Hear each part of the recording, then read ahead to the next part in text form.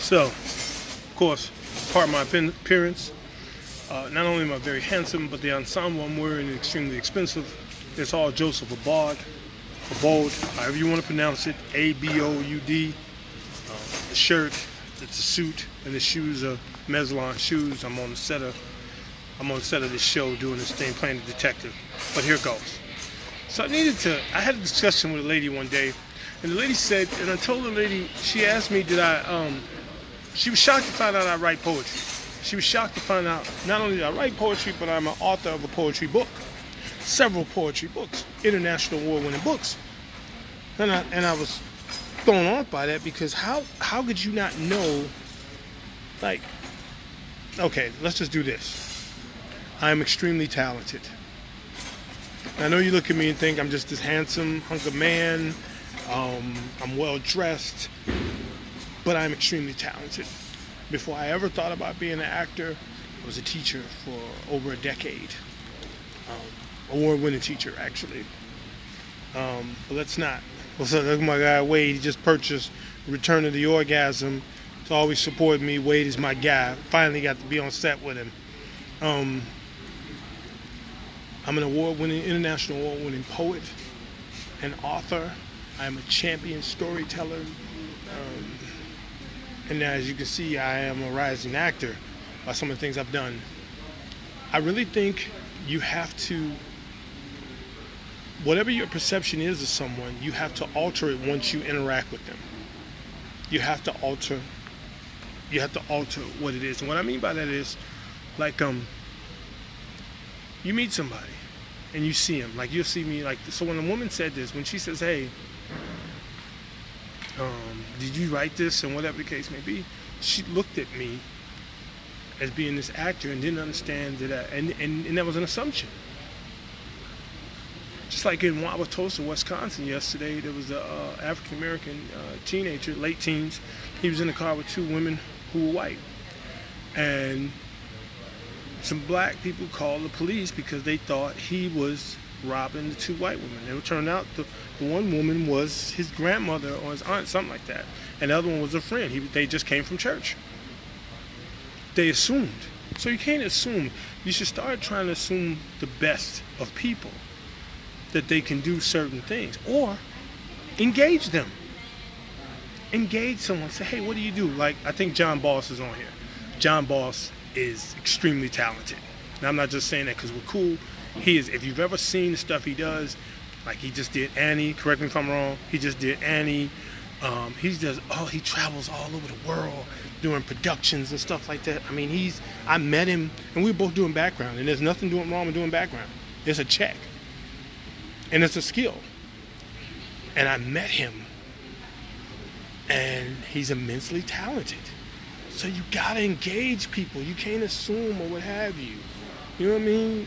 You can't do that, because it diminishes them and it limits you.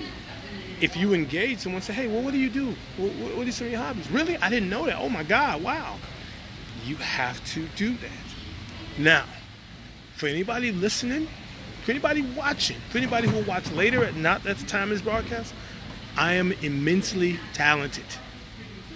I have written plenty of books. If you go to Google and put in Greatest Poet Alive, Poetic Unsub, GPA, G period, P period, A period, the most electrifying man in poetry, these are things I branded myself, whereas you have no choice but to find me and see me. You have no choice. And I did that purposefully. That's why I always hashtag whatever certain things. I want you to know who I am. I want you to desperately to know who I am. I want you to see me. I do. There's some of you who are on here who are bought. Oh, no doubt, John. You're a talented guy. I mean, it's just the truth. I don't believe in complimenting or embellishing. It's just the truth, and you tell the truth. And I found that out sitting, talking. Now, here's the funny thing. I didn't know John at first. I met him through Donnie Williams, another talented guy. He's a bit of a prick, but another talented guy who's a comedian, funny guy. But I was sitting there, and he was talking about stuff. I was like, wow, that's awesome. and I got to know him and watch him and what have you. So I mean, it's certain people, a lot of people on this thing right now. If you look at them, there's my friend Valerie. Valerie travels all over the place. She's a rising actor. Do you say actor for women, or do you just say actress? I used to always say actress, but I heard there was something with that, so I didn't want to. Whatever the correct term is. So let's say she's into acting. She does a lot of acting as well.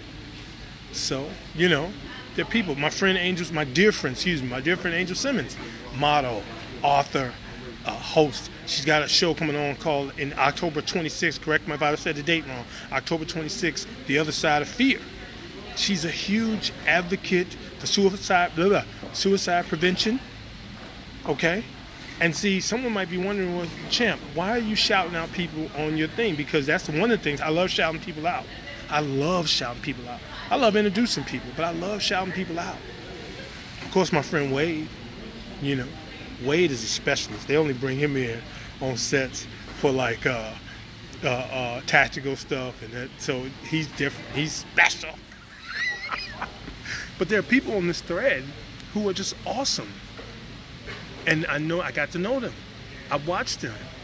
I really thought Facebook was one of those places where if you know somebody's interest, somebody pops up on the thread, more than likely, I know something that they like. I know something that they're into. I know places that they've been. Not because I've stalked them, because it goes up and down my timeline. And I watch and I say, oh, how can you engage? That's how you engage people. Some of y'all are using the thing wrong. Like a woman said, who was my favorite superhero? I was like, what?